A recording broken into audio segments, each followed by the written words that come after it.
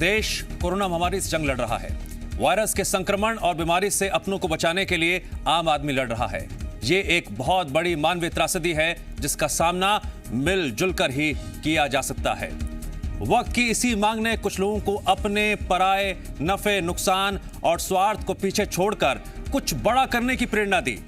हमारे आपके आसपास ऐसे तमाम लोग मौजूद हैं जो इंसानियत का फर्ज निभा रहे हैं, बिना लालच के दूसरों की जान बचाने में दिन रात लगे हुए हैं।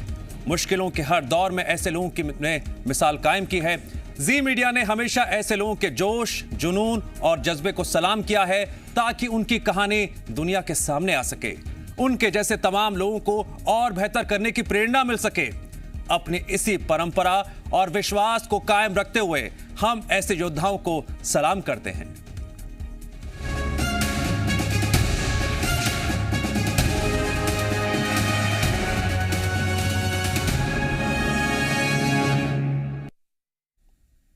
जी मध्य प्रदेश छत्तीसगढ़ की खास पेशकश सलाम इंडिया में आज हम आपको मिलवाने जा रहे हैं एक ऐसे शख्स से जो करीब 20 सालों से सेवा में जुटे हुए हैं।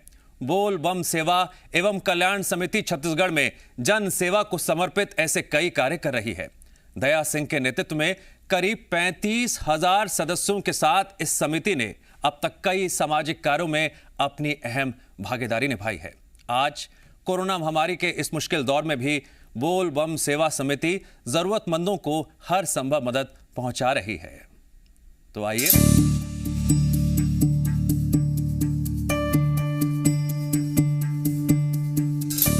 कभी गरीब परिवारों की जरूरतों को पूरा करना। करीब 20 सालों से बोल बम सेवा एवं कल्याण समिति छत्तीसगढ़ में जन सेवा को समर्पित ऐसे कई कार्य कर रही है। दया सिंह के नेतृत्व में करीब 35,000 सदस्यों के साथ इस समिति ने अब तक कई सामाजिक कार्यों में अपनी अहम भागीदारी निभाई है। आज कोरोना महामारी के इस मुश्किल दौर में भी बोल बम सेवा समिति जरूरतमंदों को हर संभव मदद पहुंचा रही है। 3 बार golden book of world record में नाम दर्ज करवाने वाली बोल बम सेवा एवं कल्याण समिति को आज इंडिया सलाम करता है।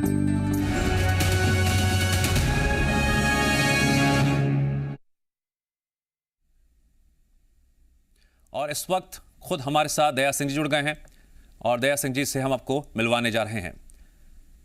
दया सिंह जी, सबसे पहले आपकी कर्मठता को, आपके हौसले को सलाम।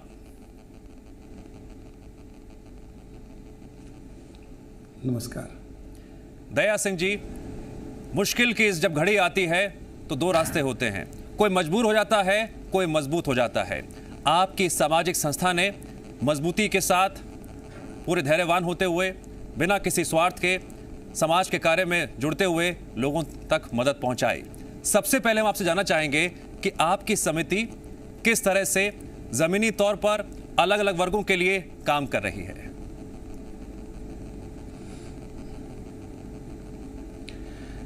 हमारी समिति पूरे दुर्ग जिले के अंदर, जो छत्तीसगढ़ के विभिन्न जिलों में हमारी अपनी टीम है। तो दुर्ग जिले में हमने शहर गांव के अलावा आसपास के पूरे ज़िले के अंदर में एक बड़ी टीम बनाई है। अभी कोरोना जैसी महामारी का काल पिछले साल भी चला था और इसके बाद इस वर्ष भी ये बड़े पैमाने में बढ़ चढ़ के लोगों की मौत हो रही है।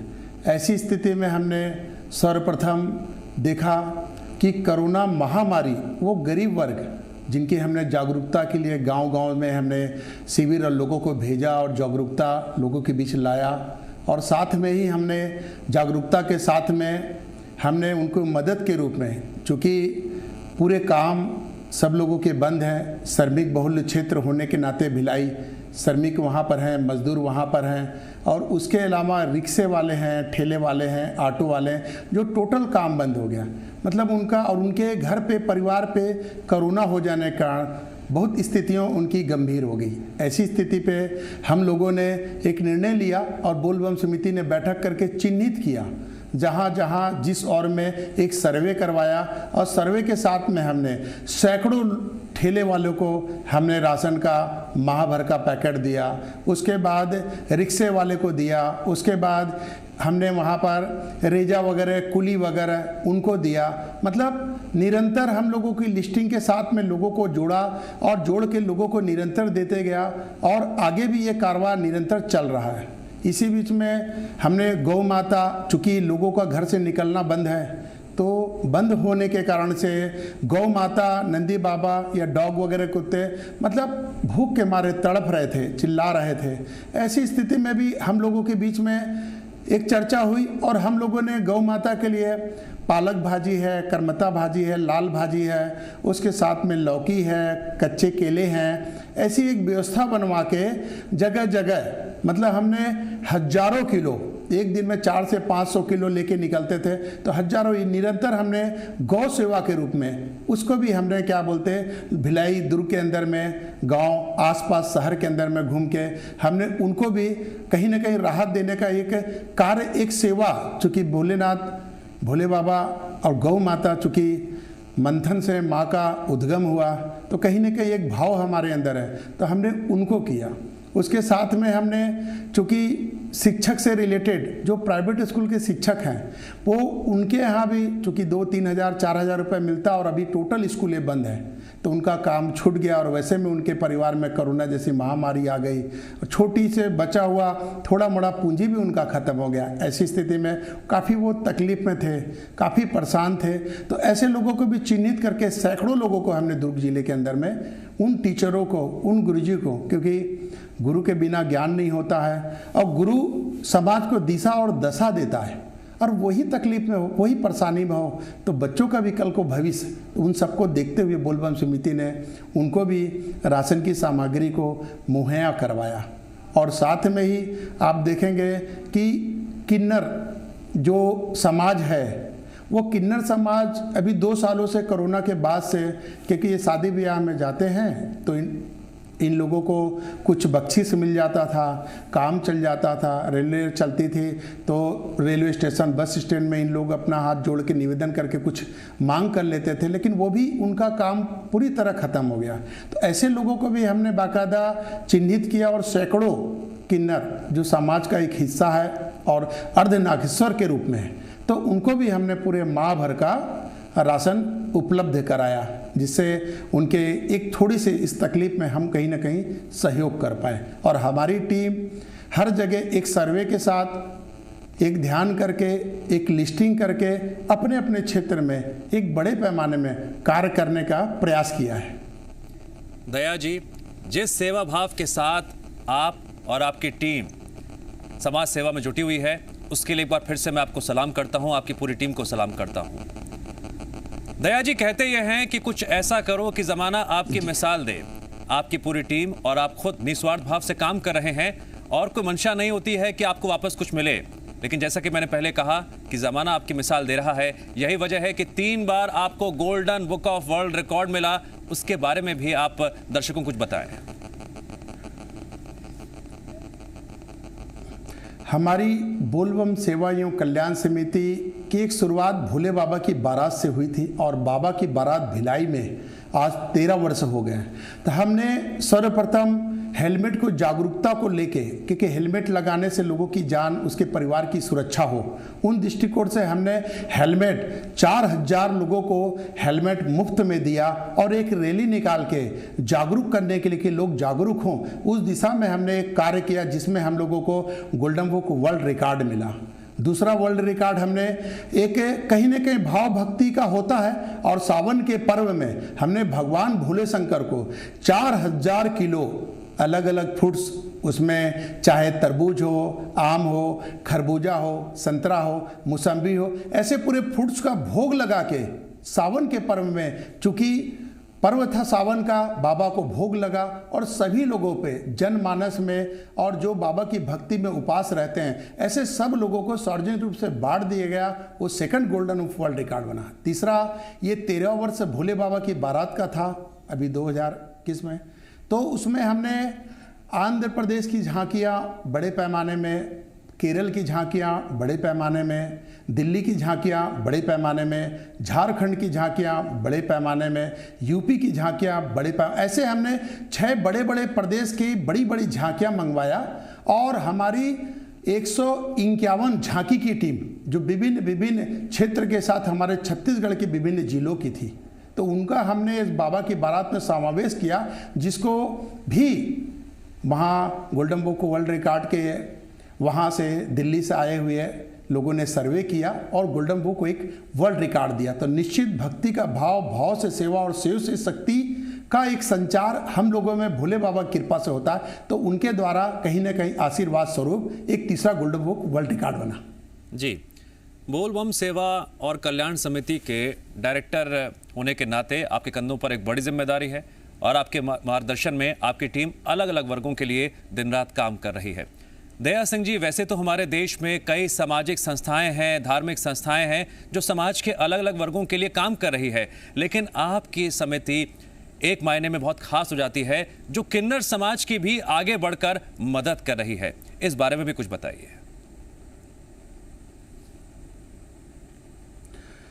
किन्नर समाज जो आज की स्थितियां और परिस्थितियां को देखते हुए उनकी स्थितियां बहुत खराब हो गई थी और उनके कई लोगों के ऐसे हैं कि राशन कार्ड तक नहीं बने हुए हैं और इनके लिए एक दोहरी मार होती है, क्योंकि समाज में किन्नर पैदा होता है जिस परिवार में, उसका नाम कुछ होता है, उसके बाद वो एक दूसरे परिवार में समावेश होता है तो वहाँ परिवार में दूसरा नाम हो जाता है। तो वैसे लोगों के लिए बड़ी विडंबना और बड़ी तकलीफ़ों का सामना, और ऐसे लोगों को हमने चिन्हित किया और अभी तक हमने 270 लोगों को, ऐसे परिवारों को पूरा 1 माह का राशन, जिसमें 10 किलो चावल है, 10 किलो दाल है, फिर 5 किलो तेल है, फिर 10 किलो आटा, ऐसा हमने 20 किलो का और 30 किलो का एक बड़ी पैकेट से बनवाए और 20-30 किलो के जो पैकेट से बनवाए तो हमने उन लोगों को दिया और एक छोटा सा राहत मिला उनको, क्योंकि कहीं न कहीं किन्नर अर्धनागेश्वर के रूप में है। तो हमने एक प्रयास किया और उनको एक कहीं ना कहीं उनका एक आशीर्वाद और इसने भी बोल बम समिति को मिला,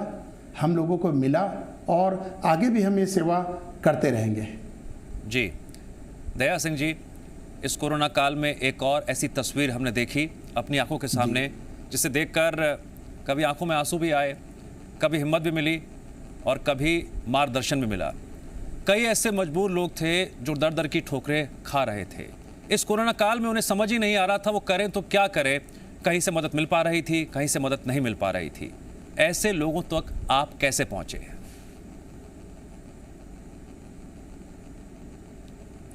हमारी टीम ने भिलाई के विभिन्न जो श्रमिक बहुल क्षेत्र हैं, मजदूर वर्ग है और रोज कमाने खाने वाले लोग हैं, ऐसा एक पूरा क्षेत्र है। उस क्षेत्र के अंदर हमने सर्वे करवा के पूरी टीम की टीम, सैकड़ों की सैकड़ों पूरे मोहल्ले जो झोपड़पट्टी में रहते हैं, कोई रेलवे स्टेशन के आसपास इर्द गिर्द में रह रहे हैं और कोई बस स्टैंड के आसपास में लोग रह रहे हैं और आसपास में लोग उन लोगों के साथ में भीख मांग के भी जीवन जीते थे। और ऐसे भी लोग हैं जो रोज कमाना रोज खाना करते थे और ऐसे लोग हैं कि रिक्शा, ठेला या पान ठेला या ऑटो टोटल बंद है, तो उनके लिए एक टाइम रोटी जुटा पाना भी मुश्किल है और वो तो रोज कमाने खाने वाले हैं। तो वैसे लोगों की हमने लिस्टिंग ही की और लिस्टिंग के साथ उन सब लोगों को हमने बाकायदा बुलवाया और जो नहीं आ सकता है, क्योंकि अपाहिज जो विकलांग लोग हैं वो बेचारे तो मतलब ऐसे लोग थे कि विकलांग थे, अंधे थे, मतलब उनके लिए मैं क्या कहूँ, मतलब कह ही नहीं सकता। मतलब वो अंधे हैं, ऐसे ऐसे परिवार था जहाँ पति अंधा है, पत्नी विकलांग है, वो उनके बच्चे हैं, वहाँ कोई देने वाला नहीं, कोई करने वाला नहीं और वो रह रहे हैं। और ज़िंदगी से मैंने ऐसे लोग भी देखा, मतलब मेरे को बड़ा बताते हुए बड़ा तकलीफ हो रहा। ऐसे गरीब लोगों को देखा मैंने जो लोगों का फेंका हुआ और लोगों का मतलब कच्चे मतलब अनाज जो लोगों के मतलब कहाँ कहाँ फेंका, उन सबको उठा के ला के लकड़ी को जला के फिर से उसको क्या बोलते हैं गरम करके और उसको खा, मतलब वो जिंदगी मत से भी एक ज़िंदगी ऐसी बदतर है जिनका ना राशन कार्ड है, ना किसी प्रकार की कोई सुविधा, और वो ऐसे जूझ रहे हैं जो ज़िंदगी और मौत के बीच। तो हमने वहाँ तक पहुँचे। एक कोड़ी मोहल्ला है जहाँ पूरे लोगों को कोढ़ है, वो कोढ़ होने के कारण से वहाँ कोई जाना पसंद नहीं करता, और साथ में वो लोग कहीं जा नहीं सकते हैं, और उनके यहाँ तबीयत खराब कोरोना जैसे एक महामारी से कई लोगों को हो गई, और उसके बाद वो विकलांग, तीसरा कोई देने वाला। तो वैसे लोगों की भी कहीं ना कहीं हमारे हाथों से भगवान भोलेनाथ के आशीर्वाद से कुछ सेवा हो सका और हम लोग कुछ कर सके, तो ये हमारा भी सौभाग्य है। लेकिन तकलीफें और पीड़ा बहुत ज़्यादा हुई, लेकिन हम अभी तक सफल हुए और आगे भी भगवान हम लोगों को सफल करेगा। दया जी बिल्कुल सफल करेगा। आप जिस दिशा में आगे बढ़ रहे हैं और जिस सोच के साथ आगे बढ़ रहे हैं, कोई स्वार्थ नहीं, कोई मतलब नहीं, सिर्फ जनता की सेवा, ज़रूरतमंदों तक मदद पहुंचाना, इसी निष्ठा के साथ आप आगे बढ़ रहे हैं। दया जी, अब बात करना चाहूँगा मैं गौ सेवा की। आपने कार्यक्रम की शुरुआत में बताया था कि आपकी संस्था गौ सेवा में भी पूरी तरह से तत्पर है। इसके बारे में आपने कैसे सोचा? हम लॉकडाउन में टोटल सबके दरवाजे बंद हो गए, लोग घर से बाहर निकलना बंद हो गया। 144 धारा नियम के अंतर्गत में शासन प्रशासन के आदेश का सब लोगों ने बड़ी बेखूबी पालन किया, और कोई भी घर से निकलना मुनासिब नहीं समझा, और टोटल लॉकडाउन था। इन स्थिति पे गौ माता है, नंदी बाबा हैं, कुत्ते वगैरह जो डॉग हैं, और भी पशु हैं, इन लोगों को कहीं से किसी भी प्रकार का, चूँकि सब्जी मंडी बंद है तो वहाँ से भी इन्हें किसी प्रकार का कोई मिल नहीं पाया। सब्जी मंडी खुला होता तो लोग फेंक देते हैं, तो कहीं ना कहीं ये खा लेते हैं। फिर घर घर जाते हैं, लोगों के घर बनता है तो लोग दिनचर्या में आना जाना और लगे रहते हैं, तो कहीं ना कहीं उनकी दे देते हैं, खिला देते हैं रोटी और कहीं ना कहीं चावल या बचा जैसा भी। लेकिन अभी की स्थिति चूँकि टोटल लॉकडाउन हुआ तो ये दर बदर पशु भटकते रहे, गौ माता भटकते रहे, नंदी बाबा डॉग, तो इनको कोई खाने का किसी प्रकार से कोई, तो हम देखें कि रात में हम सो भी रहे हैं तो कुत्तों की बड़ी आवाज़ आ रही है, चिल्ला रहे हैं। दरवाज़ा है तो गौ माता आके दरवाजे में सींग मार रही है खाने के लिए, मतलब भूख से तड़प रही है। और गौ माता, तो कई हम लोगों को, हमने ये सब चीज़ें देखा तो हमें महसूस हुआ कि अब इनकी स्थितियाँ इतनी बदतर कि मतलब कोई देने को, कोई निकलने को, क्योंकि कोई निकल नहीं रहा तो दे कैसे। तो हमने बाकायदा हरा घास की व्यवस्था की और खुद हमारी टीम गई और गांव पे जाके गांव से हरा घास उठा के घास लाई। उसके साथ वहाँ से हमने बाकायदा पालक भाजी है, करमता भाजी है, लाल भाजी है, लौकी है, कच्चे केले हैं, भिंडी है, ऐसा हमने वहाँ से गांव से ला के हमने निकला। और हमने सर्वप्रथम पहले खिचड़ी बनाया, और खिचड़ी बना के बाकायदा हमने 400 किलो चावल में 200 किलो दाल डलवा के एक बड़ा खिचड़ी का बनवा के ड्राम में डलवा के पहले दिन निकला, जो हमने खिचड़ी लोगों को खिलाया। और खिला के हमने जगह जगह तो हमने देखा कि कितनी भूखी कितनी प्यासी हैं गाय। तो हमने फिर जब हरा घास करा तो वो उसके साथ हमने जब देखा जब हमको घास नहीं तो कहीं फ्रूट मिल जाए, तो हमको फ्रूट भी हुआ तो हमने खरबूजा खिलाया, तरबूज खिलाया। तो इस तरह से हमने एक सेवा एक भाव के रूप में किया, और वो धीरे धीरे उस कारवा के रूप में बढ़ने लगा। पहले हमने 200 किलो लिया, फिर 400 किलो लिया, फिर 600, फिर हजारों किलो एक दिन के अंदर। हम सवेरे निकलते थे 9 बजे और शाम के 5 बज जाते थे, 6 बज जाते थे, कभी कभी 7 बज जाते थे इन स्थितियों में। लेकिन एक बाबा भोलेनाथ ने सेवा कराया, और बोल बम सेवा एवं कल्याण समिति, तो बोल बम सेवा एवं कल्याण, तो सेवा हमारे हाथ से बाबा ले रहा है और कुछ कल्याण हो जाए, तो उस भाव से हमने लोगों को साथ में चाहा कि जी बोल बम सेवा, इसमें जो जुड़े सदस्य हैं, बहुत बड़ा परिवार है, 35,000 सदस्य हैं। आप जनता को ज़रा ये बताइए कैसे ये सदस्य आपसे जुड़े और कौन है ये लोग? कुछ आम हैं, कुछ खास लोग हैं, और इनकी क्या सोच है जिसके तहत ये आपकी संस्था से जुड़ते चले गए और लोगों तक मदद पहुंचा रहे हैं आपके कुशल नेतृत्व में? हमारी टीम की शुरुआत संख्या कम थी, लेकिन हमारे काम से, हमारे सेवा से लोग जुड़ते गए, कारवा जुड़ता गया और ये कारवा शहर से, भिलाई दुर्ग से बढ़ के गांव, उधर नांद गांव से रायपुर आ गया, कुम्हारी आ गया। उसी तरह से गांव के अंदर में उतई गांव, नेवई गांव, पुरई गांव, पाटन गांव, जंजगीर गांव, मुरीद गांव, अहिवारा गांव, ऐसे गांव गांव के अंदर में एक प्रचार और एक भाव कि कहीं न कहीं हमको सेवा करना है। तो इस सेवा से कहीं न कहीं उनके अंदर एक भाव जगा और वो बढ़ चढ़ के इस कार्य को करने लगे। और फिर सदस्यता चूँकि निःशुल्क होती है हमारे यहाँ, तो निःशुल्क लोगों ने सदस्यता में बढ़ चढ़ के अपना मोबाइल नंबर, अपना नाम, अपना एड्रेस लिखवाने लगे और इस तरह से लोग अपनी अपनी सेवा अपनी अपनी जगह में करने लगे। और फिर हमारी जो बड़ी एक होती, जो भोले बाबा की बारात होती, इस बारात में सब सम्मिलित होते हैं। अभी भी बाबा की बारात निकली थी, 1.5 लाख से 2 लाख के बीच में लोग आए थे। तो 35,000 तो हमारे सदस्य ही हैं, तो अन्य लोग भी आए थे और बड़े पैमाने में लोग एकत्रित होकर एक ताकत के रूप में सेवा करना चाहते हैं। और लोगों ने इस सेवा के साथ, और हमारी टीम के बहुत से ऐसी युवा टीम है, महिला टीम है जो कार्य कर रही है। और हमारे एक हमारे संरक्षक भी हैं, सर्वे सर्वा, जो हमारे नवीन भैया हैं।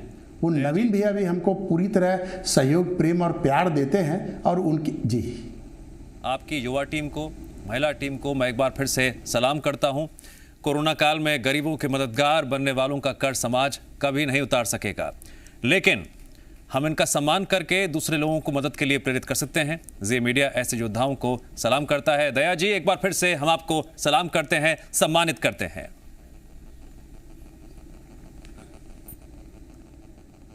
प्रणाम सर। और दया जी, आखिर में बस यही कहना चाहूंगा कि हमेशा हम ये प्रार्थना करें कि हम पर आए विपदा से लड़ने का जज्बा हमेशा हम सब में कायम रहे। दृढ़ आत्मविश्वास और जज्बे से लड़ने वाला कभी भी हारता नहीं है, या पूर्ण रूप से जीतता है, या भविष्य के लिए कोई सकारात्मक संदेश छोड़कर जाता है और एक मिसाल कायम करता है, जैसा कि आपकी संस्था मिसाल कायम कर रही है, एक नजीर बन रही है। एक बार फिर से आपका बहुत बहुत शुक्रिया। और इसी तरह से लगातार अपनी इस खास पेशकश के जरिए हम ऐसे लोगों से आपको मिलवाते रहेंगे जो समाज के लिए एक नजीर बने हैं, मिसाल बने हैं, और हम उन्हें लगातार सलाम कर रहे हैं।